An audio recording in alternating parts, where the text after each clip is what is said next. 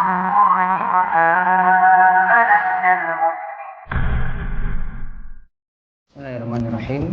Alhamdulillah, wassalatu wassalamu ala rasulillah wa ala alihi wasallam. Baik, kita lanjut lagi Fikih Manhajus Salikin.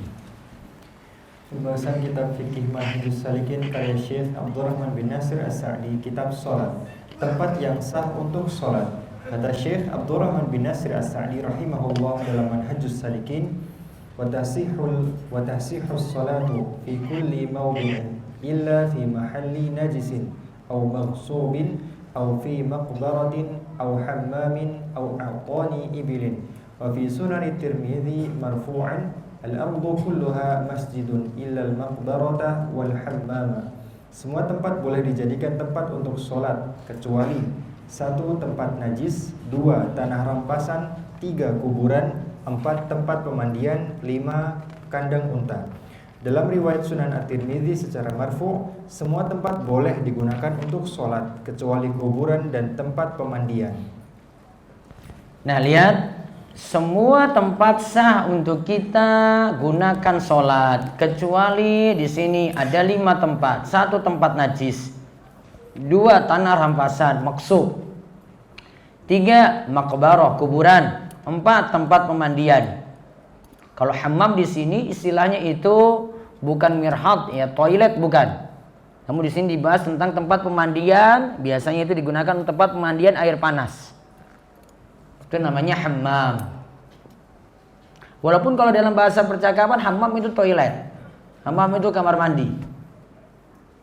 Ya, namun kalau dalam bahasan ini kata Syekh Muhammad bin Shalih Al-Utsaimin yang dimaksudkan adalah tempat pemandian. Kemudian yang kelima itu kandang unta. Dalam riwayat Sunan At-Tirmidzi, harusnya kalau Sunan Tirmidzi itu biasa ya, kalau sunan, kitab sunan itu adalah kitab yang cuma menghimpun pembahasan fikih. Ada yang lebih lengkap lagi dari pembahasan fikih, bukan hanya fikih di dalamnya ada. Itu namanya kitab Al-Jami'. Maka kitab Tirmidzi ini sebenarnya kitab Jami' At-Tirmidzi. Ya, Jami' At-Tirmidzi. Namun biasa disebut juga dengan Sunan At-Tirmidzi. Namun yang masuk dalam kitab sunan itu Sunan Ibnu Majah, Sunan An-Nasa'i, Sunan Abu Daud. Ya, itu yang dimaksud dalam kitab sunan. Kitab sunan itu kitab yang cuma menghimpun masalah fikih saja. Hadis-hadis fikih ada di situ. Nah, di sini disebutkan secara marfu. Marfu itu artinya sampai pada Nabi Shallallahu Alaihi Wasallam. Seluruh tempat di muka bumi asalnya boleh digunakan untuk sholat. Nah, lihat kaidahnya. Seluruh tempat di muka bumi boleh digunakan untuk sholat. Dari Jabir radhiyallahu anhu, Nabi Shallallahu Alaihi Wasallam bersabda, aku dianugerahi 5 perkara yang tidak pernah diberikan seorang pun dari rasul-rasul sebelumku, yaitu wa'titu khamsan lam yu'tahunna ahadun minal anbiya'i qabli, nusirtu birru'bi masirata syahrin, wa ju'ilat lil ardu masjidan wa tahuran, fa ayyuma rajulin adrakathu as-salati falyusalli wa uhillat lil ghanaim wa lam tahilla li ahadin qabli wa u'titu asy-syafa'ah wa kana an-nabiyyu yub'atsu ila qaumihi khassah wa bu'ithtu lin-nasi 'ammah. Aku diberikan pertolongan dengan takutnya musuh mendekatiku dari jarak sebulan perjalanan. Yang kedua, dijadikan bumi bagiku sebagai tempat sholat dan bersuci untuk tayamum. Maka siapa saja dari umatku yang mendapati waktu sholat, maka hendaklah ia sholat. Yang ketiga, dihalalkan rampasan perang bagiku dan tidak dihalalkan kepada seorang nabi pun sebelumku. Yang keempat, dan aku diberikan kekuasaan memberikan syafaat dengan izin Allah. Dan yang kelima, nabi-nabi diutus hanya untuk kaumnya saja, sedangkan aku diutus untuk seluruh manusia. Baik.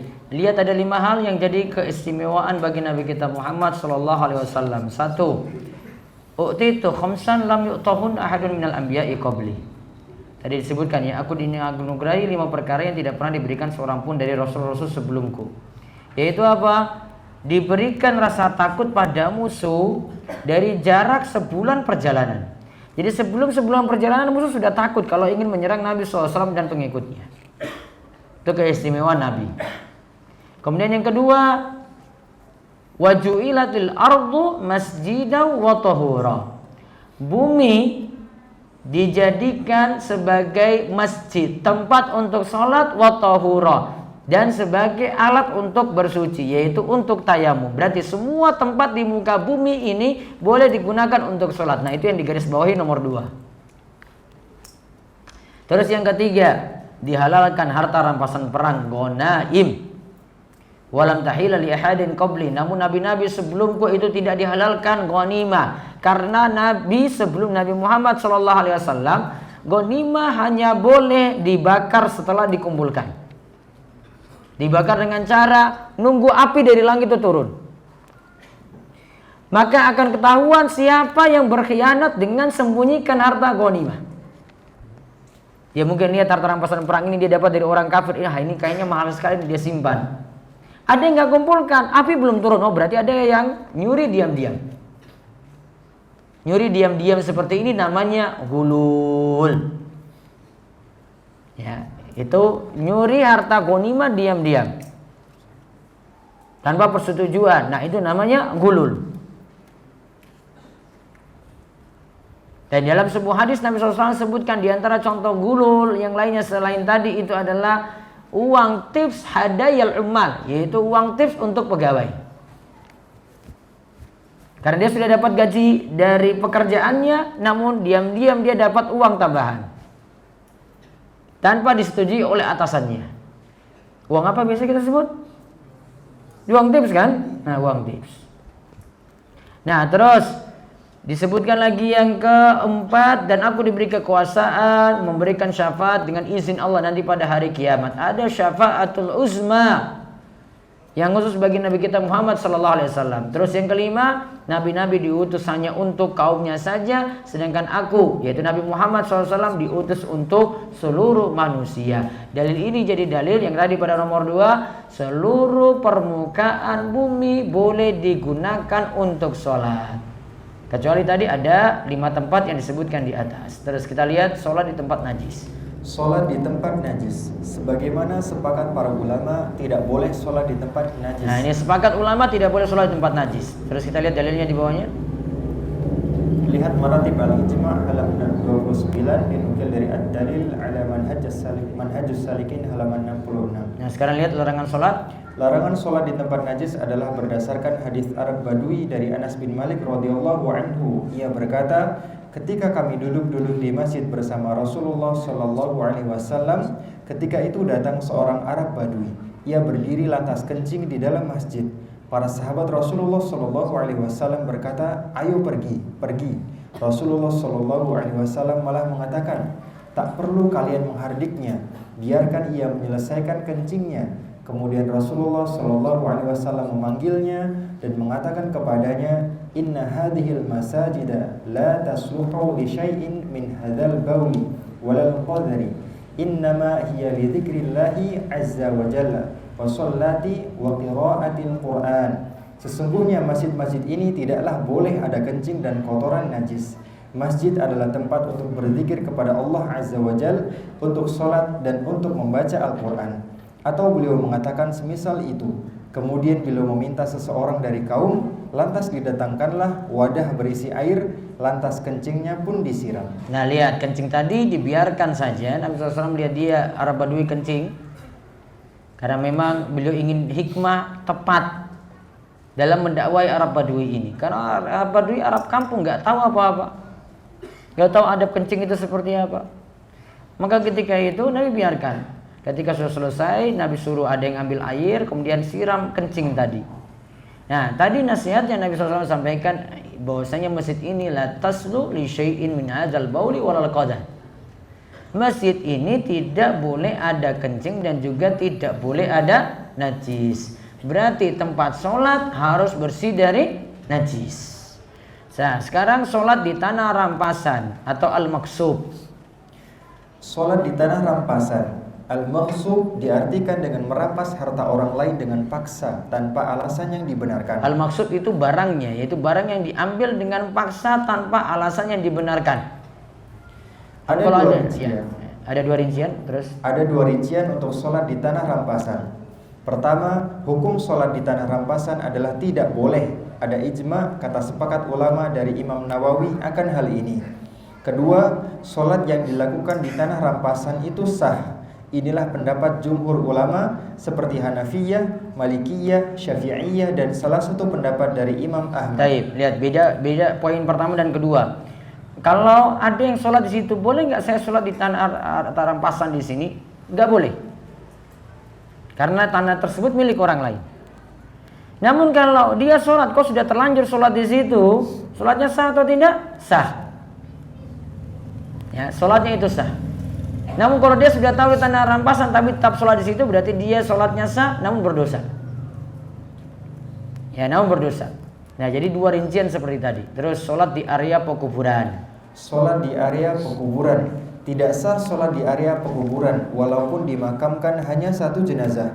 Inilah pendapat ulama Hambali dan menjadi pendapat yang disandarkan pada kebanyakan ulama, seperti menjadi pendapat Ibnu Hazm, menjadi pilihan Ibnu Taimiyah, As-San'ani, Syekh Ibnu Baz dan Syekh Muhammad bin Shalih Al-Utsaimin. Nah, lihat, tidak sah. Nah, itu garis bawahan tidak sahnya situ. Sholat di area pekuburan. Nah, sekarang kita lihat adapun dalil larangan. Adapun dalil larangan mengenai sholat di kuburan atau di area pemakaman sudah disebutkan dalam matan Manhajus Salikin karya Syekh As-Sa'di. Selain itu juga adalah dalil berikut ini. Dari Abu Marthad Al-Ghanawi, beliau berkata bahwa Rasulullah sallallahu alaihi wasallam bersabda, "La tusallu ilal quburi wa la tajlisul 'alaiha." Janganlah salat menghadap kubur dan janganlah duduk di atasnya. Duduk di atas kubur gimana? Ini ada kubur, ya, dia mungkin lagi lihat orang lagi dikuburkan gitu, dia duduk-duduk santai di atas kuburnya, nggak boleh, adab. Ya, itu tidak boleh dilakukan. Terus di sini janganlah sholat menghadap kubur. Kita sengaja datang ke kubur tadi lalu melakukan sholat, di situ ada rukuk, di situ ada sujud, tidak boleh. Terus juga ada larangan. Juga ada larangan menyatukan kubur dan masjid. Nah, ada larangan menyatukan kubur dan masjid, berarti masjid dan kubur jadi satu halaman, satu pagar. Atau masuknya lewat pintu yang sama, mau ke masjid lewat situ, mau ke kubur juga lewat situ. Biasanya ini terjadi ketika masjid itu diwakafkan oleh seseorang. Orang yang mewakafkan ini mewasiatkan, kalau saya meninggal dunia tolong dimakamkan di tanah wakaf saya, yaitu masjid tadi, ditaruh di arah kiblat. Maksudnya biasanya itu biar didoakan terus, ya, biar didoakan terus. Ada yang lebih parah, kuburnya di dalam masjid, pas di tengah-tengah shaf juga, biar ikut sholat berjamaah di situ terus. Nggak boleh. Mau dia di arah kiblat, mau dia di samping kanan, utara, samping selatan, atau di arah timur, satu halaman tidak boleh, apalagi di dalam.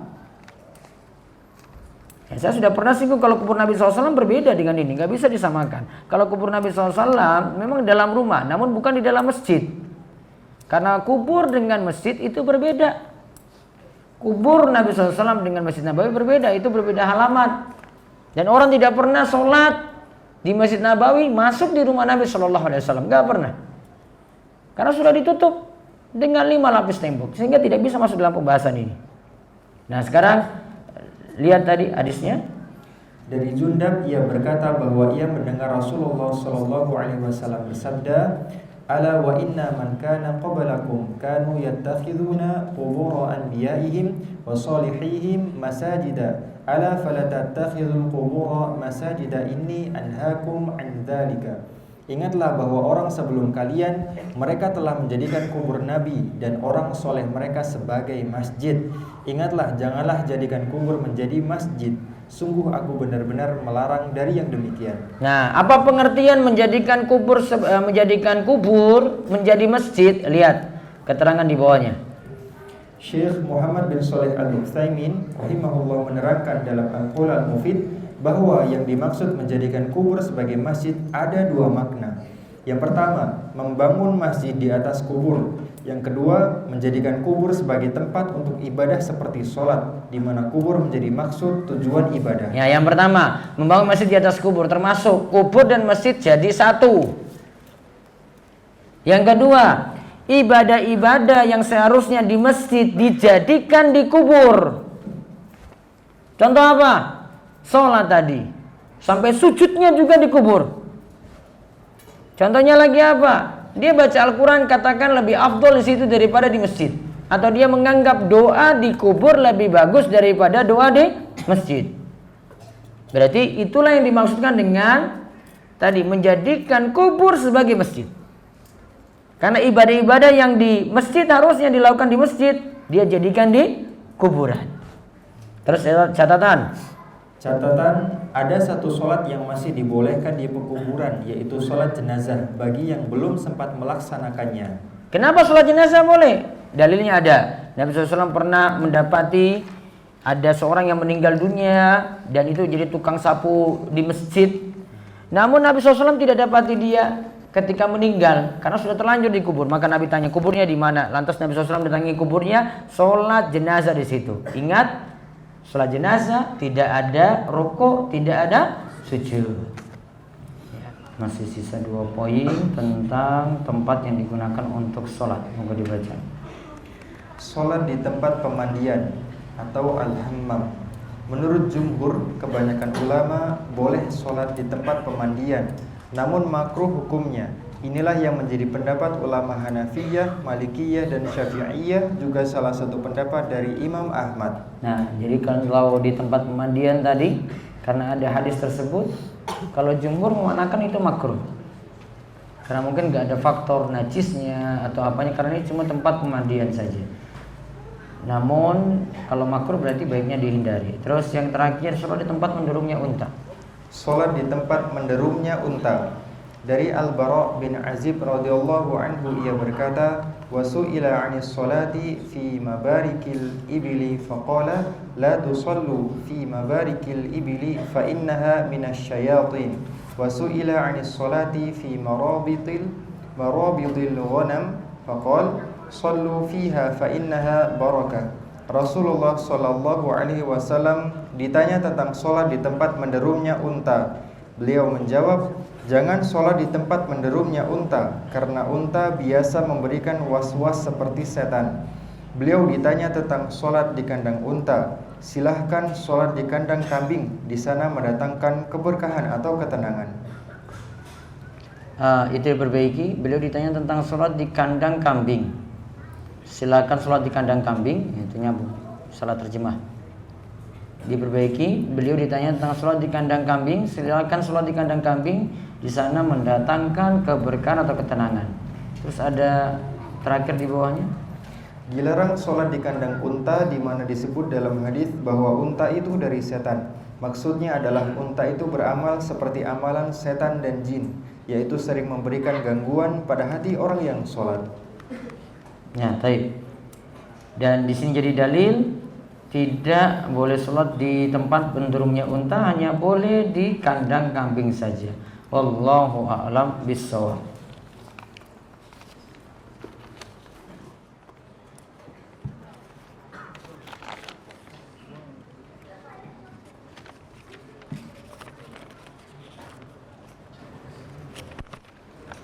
Kita masuk sesi tanya jawab.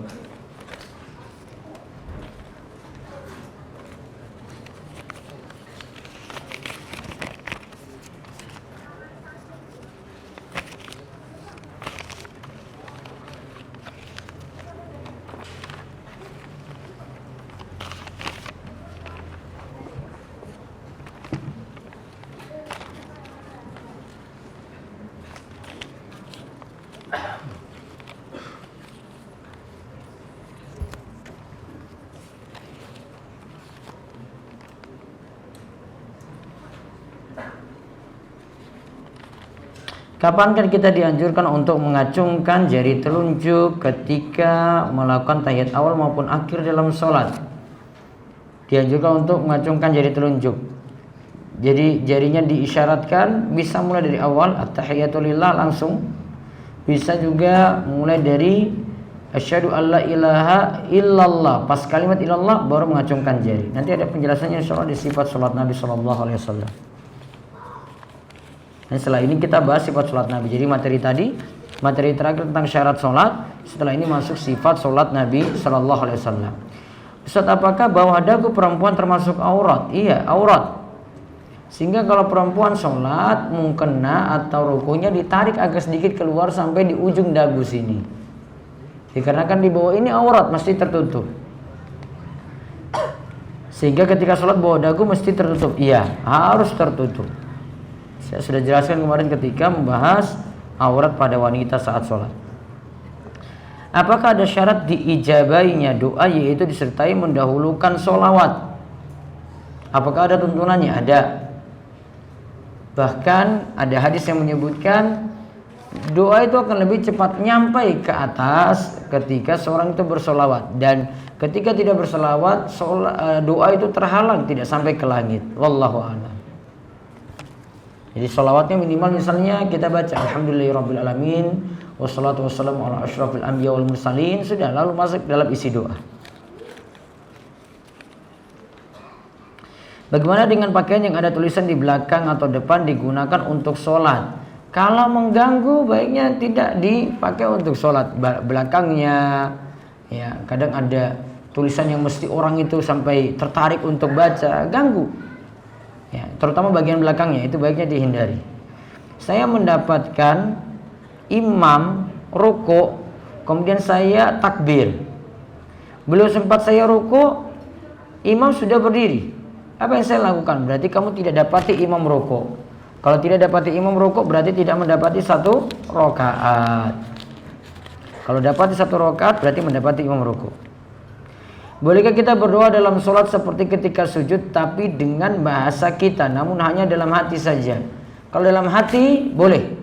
Kalau di lisan, bibirnya qomat kami tidak boleh. Cuma dalam batin saja. Karena kalau dibaca, kaidahnya kalau dalam mazhab Syafi'i, bacaan dalam sholat selama kita mampu membaca bahasa Arabnya, atau ada tulisan Arabnya atau Latin namun transliterasinya, kemudian kita beralih ke terjemahan yang dibaca terjemahannya dalam sholat, maka sholatnya batal.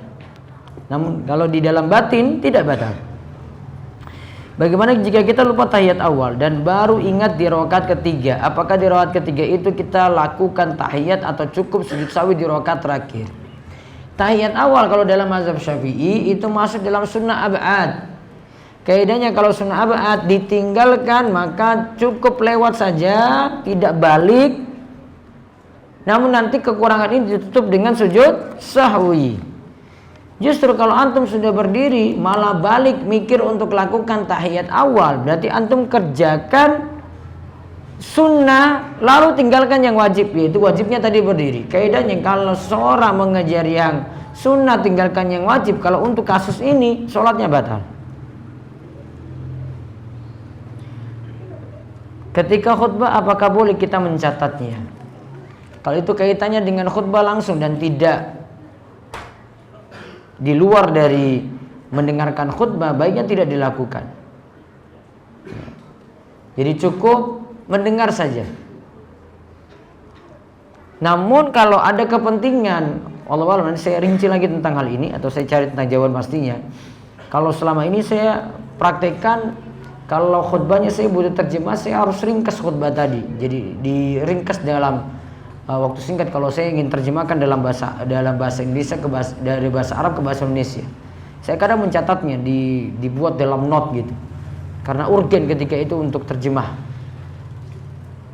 Bagaimanakah hukumnya sholat, yaitu sholat Jumat di kantor atau tempat umum lainnya, yang mana tempatnya adalah ruangan atau space yang disediakan demikian rupa tiap hari Jumat untuk sholat Jumat? Sholat Jumat tidak disyaratkan dilakukan di masjid. Kalau dilakukan di tempat semacam ini, sebagian mazhab itu masih bolehkan. Bahkan di tempat terbuka, di jalan begitu, sebagian mazhab masih bolehkan juga. Sahkah sholat tahiyatul masjidnya di tempat tersebut? Tidak perlu tahiyatul masjid kalau bukan di dalam masjid. Termasuk juga antum dapati misalnya di sekolah atau di kampus ada ruangan khusus yang dipakai untuk mushola saja, maka tidak dianjurkan untuk sholat tahiyatul masjid di situ, karena itu bukan masjid, cuma tempat space difungsikan untuk tempat sholat saja, bukan. Jadi bukan masjid, maka tidak perlu tahiyatul masjid di situ. Bagaimana doa yang afdal sebelum salam ketika sholat sunnah? Apakah boleh memperlama waktu sebelum salam untuk memperbanyak doa? Boleh. Doanya bebas, asalkan kalau dalam sholat dengan bahasa Arab. Ustadz, anak orangnya suka banyak tertawa tapi mudah menangis. Apakah itu termasuk gangguan mental? Banyak tertawa tapi mudah menangis. Bagaimana cara agar pendiam dan tidak suka tertawa terbahak-bahak? Tertawa ada pada tempatnya saja, tidak mesti dengan terbahak-bahak juga, dan tidak mesti keseringan untuk tertawa. Boleh suatu waktu tertawa tidak tercela, nangis pun juga tidak tercela. Kalau mau dibilang ini gangguan mental, wallahu a'lam. Setelah tahu musik itu haram, saya mencoba untuk berhenti mendengar. Namun pada saat tertentu, misal saat cuci baju, jika tidak sambil musikan, saya malah ingat mantan. Apakah boleh saat mencuci dalam kamar mandi sambil membaca surat-surat pendek? Tidak boleh. Atau berzikir dalam hati? Enggak boleh juga. Kok bisa ya? Sebentar. Justru kalau antum dengar musik malah ingat mantan kan? Kok jika tidak sambil musikan saya ingat mantan? Malah kalau musikan itu ingat mantan kan? Iya.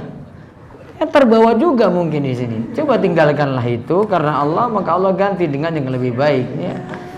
Mungkin yang saya pahami itu ini masih terbawa ketika antum tidak dengar musik. Tadi mantan masih terbawa ketika saat dengar musik itu terbawa, dan ketika nggak dengar juga terbawa pula. Maka intinya tinggalkan secara total seperti itu. Sebaiknya apa yang harus saya lakukan jika kondisi saat ini saya memiliki hubungan dengan ikhwan dan kami telah menjalani hubungan yang sudah lama. Ikhwan tersebut berjanji kepada saya dengan orang tua saya untuk menikahi saya, kan tapi sekarang kondisinya ibu dari ikhwan tersebut tidak merestui saya dengan alasan saya orang Jawa. Nanti kalau menikah dengan orang Jawa akan dikuasai dan lain-lain. Ibu ikhwan tersebut mengatakan seperti itu karena lingkungan dan tetangga mereka kejadian seperti itu. Kan cuma 1-2 kasus. Istri saya juga orang Jawa, biasa-biasa saja kan. Dan hampir semua anak-anak dipersulit untuk menikah. Sekarang saya bingung, Ustaz. Sekarang tinggal kamu bangun komunikasi dengan baik pada orang tua, terangkan yang sebenarnya. Nggak seperti itu cuma 1-2 kasus. Kadang sampai bawa daerah tertentu loh, dia nggak mau nikah dengan daerah situ. Ya, karena image di masyarakatnya sudah tanamkan bahwasanya kalau nikah dengan tempat itu nanti dapat masalah gini.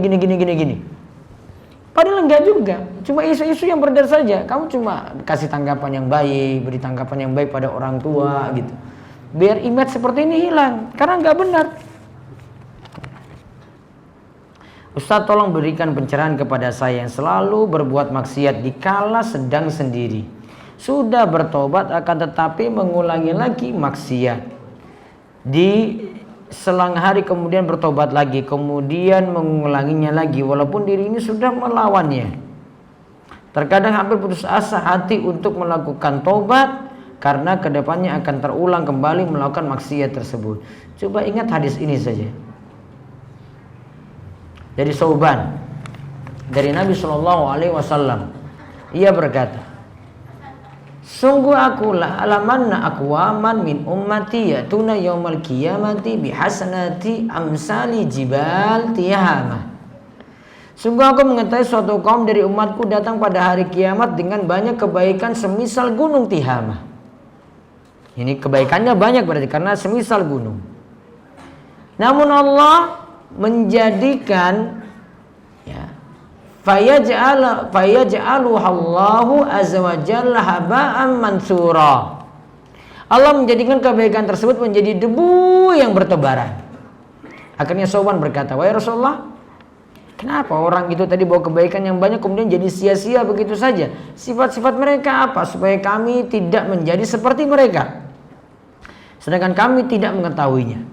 Maka Rasulullah SAW itu kemudian bersabda, amma innahum ikhwanukum, mereka itu adalah saudara kalian, wa min jildatikum, dan itu juga sama kulit dengan kalian, wa yakhuduna minal lail kama ta'khudun, mereka sholat malam sebagaimana kalian juga lakukan seperti itu. Walakinnahum aqwamun idza khalu bimaharimillah intahakuha, Akan tapi ketika mereka itu khalu, bersendirian di dalam kesepian, mereka terjang larangan-larangan Allah, mereka merobeknya tadi. Maka kalau antum ingat ini, lihat ada orang yang punya kebaikan yang banyak jadi sia-sia karena dia nekat bermaksiat sendirian. Ketika di kesepian, di hadapan orang lain dia terkenal baik sekali. Ngaji iya, sholat malam juga Masya Allah, puasa juga sunnah juga Masya Allah. Namun ketika dia sendirian, dia tidak takut pada Allah. Dia nekat untuk bermaksiat. Di antara faktornya, karena satu, faktornya dia bermaksiat sendirian di sini ketika kesepian, karena tidak punya rasa takut pada Allah. Mungkin dia punya ilmu, namun ketika sendirian tadi rasa takutnya berkurang. Itu faktor pertama. Kemudian yang kedua, faktor yang lainnya lagi adalah karena riya dalam beramal. Di hadapan orang lain dia lakukan amalan tuh dikira bagus sekali, ternyata itu ingin cari muka, cari pujian. Nah, amalan aslinya itu ketika dia sendirian tadi. Maka riya punya faktor juga seperti ini, akhirnya menghancurkan amalan tadi. Maka ingat hadis ini baik-baik, mudah-mudahan kita semuanya diberi taufik untuk beramal ketika berada di keramaian kesendirian, itu sama saja tidak seperti yang disebutkan dalam hadis tadi. Ustaz, bagaimana hukumnya perempuan memakai pakaian berwarna merah marun? Kalau perempuan memakai pakaian tidak dibatasi warnanya. Kalau yang ditentukan warnanya itu untuk laki-laki. Tadi kalau warna merah marun itu merah polos, merah tua. Kalau merahnya itu merah darah yang kita sebut langsung dengan merah, ya, dan itu dipakai dari atas sampai bawah untuk laki-laki, baiknya itu dihindari. Ustaz, bagaimana hukum menonton film Korea? Ini akhwat ini yang nanya nih ya. Efeknya itu banyak sekali. Satu, pertama yang antum nonton itu perkara yang sia-sia. Ya, apalagi dapat contoh-contoh yang tidak baik di situ. Yang kedua, kalau perempuan itu biasanya melihat ini karena kagum pada laki-laki yang ada pada film tersebut. Hitam-hitam apa putih-putih? Putih. Bandingkan dengan cowok-cowok yang ada di masjid ini gimana tuh? Jauh kan? Jauh. Punya faktor yang ketiga nanti ketika mau menikah, milih-milih, cari seperti artis-artis Korea. Akhirnya yang ini nggak laku-laku semuanya. Jadi jones semuanya. Ya, dampak seperti itu. Dia punya sisi perbandingan. Dia bandingkan, wah ini kayaknya bukan kelas saya. Iya, kamu bilang itu bukan kelasmu, terus padahal kamu dapat laki-laki yang baik. Terus itu nolak lagi. Akhirnya sulit dapat jodoh. Karena standarnya. Saya ingin bertanya, saya pengurus salah satu masjid. Baru-baru ini uang infak dicuri orang. Apakah yang saya lakukan sebagai pengurus? Apakah saya harus mengganti uang yang hilang tersebut? Dan apakah saya harus berterus terang dan jujur kepada para jamaah? Baiknya berterus terang saja. Dan di sini kalau memang bukan karena kesalahannya, bukan kelalaiannya, tidak diwajibkan untuk ganti. Kecuali kalau itu kelalaiannya. Kunci untuk menyimpan uang ini dia letakkan sembarangan, akhirnya kunci ini diambil orang kemudian buka itu. Dari kelalaian dia ganti. Namun kalau ini bukan karena kelalaiannya, maka tidak diwajibkan untuk ganti. Apakah wanita atau seorang istri yang belum dikaruniai seorang anak sehina itu Ustaz, sampai selalu dihina dan diejek baik dengan keluarga ataupun yang lain, bagaimana anak menyikapi mereka? Banyak-banyak sabar dan terus memohon pada Allah Subhanahu wa ta'ala. Banyak yang ditunda ini karena Allah punya maksud baik. Maka terus berusaha dan berdoa, mudah-mudahan Allah segera memberikan jalan keluar. Saat ibu membicarakan keburukan seseorang atau keburukan kakak saya kepada saya dengan maksud sebagai pelajaran agar tidak terulang, apakah saya harus mendengarkannya atau bagaimana? Bisa jadi diceritakan ini sebagai nasihat juga untuk antum supaya mengambil ibrah dan tidak mengikuti kelakuan jeleknya. Wallahu a'lam. Bolehkah bersalawat kepada Nabi SAW menggunakan kata ganti orang kedua? Contoh, Assalamualaikum ya Rasulullah, yang saya temukan di salah satu syair yang populer saat ini. Kalau dalam tahiyat itu adalah Assalamualaikum ya Nabi warahmatullahi wabarakatuh. Ketika itu kita mengucapkan salam pada Nabi SAW dengan kata ganti orang kedua, dan itu boleh.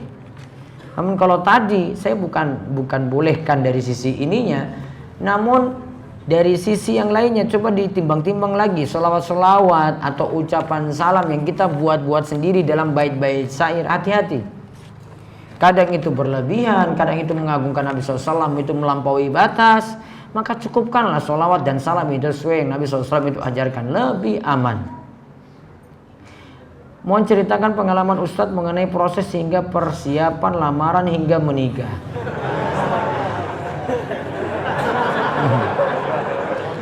Lamaran saya hingga menikah cuma prosesnya 2 minggu saja. Karena orang tua datang dari jauh saat wisuda. Setelah wisuda langsung lamaran seminggu kemudian menikah. Kenapa demikian? Dikarenakan biaya terlalu mahal untuk pulang pergi. Orang tua saya di Jayapura sana, Papua, mumpung datang ke Jogja. Maka ketika itu beri tawaran, kalau nggak mau nikah sudah kami pulang saja. Maka kemudian ya sudah nikah. Begitu. Apakah meminta surga akan tetapi ingin masuk surga Firdaus termasuk doa yang rinci? Tidak, karena doa Nabi SAW minta surga Firdaus juga. Berarti antum nggak rinci di situ. Yang dimaksudkan ini adalah surganya itu kenikmatannya, antum terlalu rinci mintanya. Kalau minta dengan nama surga Firdaus boleh. Izin bertanya, saya pernah baca faedah dari yang baca suatu zikir adalah diampuni dosa walaupun sebanyak buih. Pernah kita bahas di pembahasan zikir di Riyadhus Shalihin ini juga. Dilihat buletin-buletin sebelumnya itu ada. Lalu bagaimana jika ada seorang hamba yang sering baca zikir tersebut namun tidak termasuk dalam Al-Firqatun Najiyah? Mohon penjelasannya. Mohon doanya juga Ustaz agar orang tua saya mendapatkan hidayah. Siapapun mengamalkan zikir tadi kalau punya keutamaan seperti itu, tetap dia dapat ganjarannya juga. Adapun masalah dia tidak masuk dalam Firqatun Najiyah, ini masalah tersendiri, ini masalah pemahaman beragama. Namun kalau dia itu beramal, amalannya ikhlas sesuai dengan tuntunan, masuk di dalamnya. Walaupun dia punya kerusakan dalam hal yang lainnya, misalnya akidahnya tidak benar, ya, pemahaman terhadap iman itu keliru. Ini masalah lain karena tidak sangkut pautnya dengan itu. Namun kalau dia masalah akidah terkait dengan takdir kok keliru, nanti punya kesalahan tersendiri. Kalau ini nggak nyambung dengan pembahasan amalan tadi. Wallahu a'lam. Bagaimana batasan kita dalam merinci doa? Minta global. Kalau ada yang doa yang Nabi SAW contohkan, beliau rinci, maka boleh kita rinci. Namun kalau Nabi SAW doanya global, maka minta secara global lebih bagus. Kalau mau aman, pakai doa yang ada dari Al-Quran dan hadis-hadis Nabi SAW. Ustadz, calon saya berkata, orang tuanya ingin seserahannya sekitar 20 juta. Itu untuk sewa rias dan juga catering. Namun saya belum menyanggupi. Ibu akhwat bilang kalau kumpulkan saja dulu uangnya baru menikah. Karena tradisi di sana adalah seperti itu, yaitu minimal 20 juta. Ini masalahnya ini sudah lamaran nih. Kalau belum itu saya bilang kamu cancel aja lah, cari yang lain. Biasanya kalau kayak gini ini sudah mau seserahan berarti sudah lamaran. Timbang-timbang, coba lebih baik pada orang tuanya gitu. Ya bilang sanggup, saya itu belum sanggup untuk itu, gaji saya pas-pasan 20 juta nggak bisa, daripada saya utang sebelum menikah tambah berat lagi. Ya. Maka lebih baik-baik. Ya, ini tinggal pembicaraan saja. Memang adat sebagian daerah seperti itu. Ana memiliki beberapa teman yang memiliki pemahaman Mu'tazilah dan ateis. Sedangkan ana belum bisa berdakwah pada mereka. Jadi apa yang harus ana lakukan Ustadz? Apa ana menjauhi mereka? Baiknya menjauhi dulu. Punya ilmu yang mapan baru nanti bisa dialog, berdiskusi, berikan pemahaman pada mereka. Kalau belum mapan ilmunya, ngaji terlebih dahulu. Bagaimana seharusnya ketika menjadi makmum, mengikuti imam namun belum selesai bacaan kita, atau selesaikan dulu bacaan baru mengikuti imam. Ikuti imam kalau ini sholat berjamaah, walaupun bacaan kita belum selesai. Misalnya sholat isya tadi rakaat ketiga, rakaat keempat, imam misalnya baca normal, kita yang telat baca Al-Fatihah, maka kurang mungkin 2 ayat itu, ikuti imam saja, rukuk. Sisa yang ada nanti ditanggung oleh imam. Innama ju'ilal imamu liyutamma bihi fala takhtalifu alaih. Imam itu diangkat untuk diikuti, maka jangan diselisih. Terakhir, bagaimana hukum minum obat yang mengandung alkohol? Kalau dari sisi kandungannya itu dibatasi tidak lebih dari 1% alkohol. Aturan ini setahu saya tidak berubah, dari MUI tidak berubah. Ya. Karena ini masuk dalam tubuh masalahnya. Kemudian jika boleh termasuk dalam kaidah ma yasbutu tab'an la yasbutu istiqlalan, beda. Alkohol dalam obat itu bukan alkohol dalam khamr.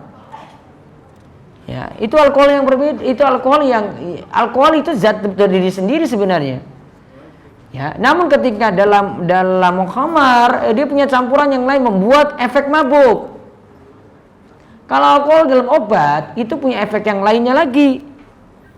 Jadi tolong tidak diglobalkan setiap alkohol itu khamr. Ini kaidah tidak ada dasarnya. Ya, ini tidak ada dalilnya juga. Kalau ada ustadz yang katakan alkohol itu khamr, bahkan dikritik aja, ustadz itu dalil dari mana? Ya, enggak benar. Yang ada khamr itu adalah kullu muskir, setiap yang memabukkan. Kullu muskirin khamrun wa kullu muskirin haramun. Setiap yang memabukkan itu khamar, setiap yang memabukkan itu haram. Kaidahnya berarti khamar itu segala sesuatu yang memabukkan. Ya, sehingga antum jangan anggapan oh saya keluarkan alkohol ini, dia kalau berdiri sendiri berarti masalah, kalau dia dalam obat tadi tidak masalah. Bukan. Alkohol kalau antum pisahkan tadi, dia taruhlah zat yang berdiri sendiri cuma alkohol saja. Apa rumus kimia? Rumus kimianya? Oh, orang sosial. Mana? Apa? C2? CH3 COH gitu. Apa? Kok saya jadi lupa juga nih. C2H5OH, ya kan? Ya kan? Etil kan tambah OH kan? Nah, berarti jadi etanol. Ya. Ini diberdirikan sendiri, dia jadi zat yang bukan lagi sifat memabukkan. Alkohol berdiri sendiri itu bukan memabukkan, itu langsung mati itu kalau dipakai. Iya, ditarik gitu alkohol ini. Sekarang sudah alkohol murni nih. Buktinya aja, coba lihat alkohol antiseptik itu 70% kan? Coba ditarik jadi 100%, coba mati, apalagi itu. Itu buktinya. Yang 70% saja buat mati loh itu kalau diminum, ya kan? Kamu jangan anggap alkohol antiseptik itu dimasukin dalam obat itu terus antum itu. Jangan pikiran kayak gitu. Enggak ada nyambungnya. Maka tadi kaidah yang perlu dihilangkan itu adalah setiap alkohol itu khamr. Itu kaidah dari mana? Orang yang punya bidang ini juga tidak akan setuju itu. Ya, enggak akan setuju kalau bilang alkohol itu khamr, enggak benar. C2H5OH tadi itu bukan khamr. Khamr ketika dia itu punya sifat memabukkan saja. Iya ada kandungan alkohol, namun bukan selamanya seperti itu. Jadi dia berdiri sendiri jadi khamr juga enggak. Sekarang coba lihat parfum beralkohol coba yang pakai semprot itu. Ya, mabuk enggak? Kan enggak disuruh minum. Kamu pakai juga, pakai gasnya saja juga, cium gasnya. Mabuk? Enggak kan? Kalau antum minum, sudah kan, mati kan, ya. Bukan efek mabuk lagi. Coba berpikir pakai logika gitu loh. Logika dipakai dalam masalah berpikir, oh iya ya, oh iya. Tanyakan pada bidangnya, orang yang paham bidangnya tentang itu. Makanya tidak selamanya orang yang punya background agama kemudian memahami kayak begini. Harus ada yang jelaskan ini kayak gini loh. Istilah itu dipahami, pelajari. Sehingga kalau misalnya ada yang di bidang agama, dia tulis tesis atau disertasi, dia pas lagi bahas alkohol, tanya alkohol pada yang ahlinya langsung. Jangan dia cuma nebak-nebak saja alkohol ini kayak gini. Oh, nggak bisa. Pelajari itu secara detail. Nah, ada beberapa buku ini versi Arab itu bahas ini, dia betul-betul dia pelajari secara detail. Ada judulnya itu An-Nawazil fil Ashribah, yaitu hukum kontemporer tentang berbagai macam cairan. Nah itu harus teliti kalau dia bahas tentang narkoba, tentang opium, macam-macam. Dia harus detail bahasnya. Tahu kimianya ini bagaimana, walaupun dia background agama, harus pelajari detail.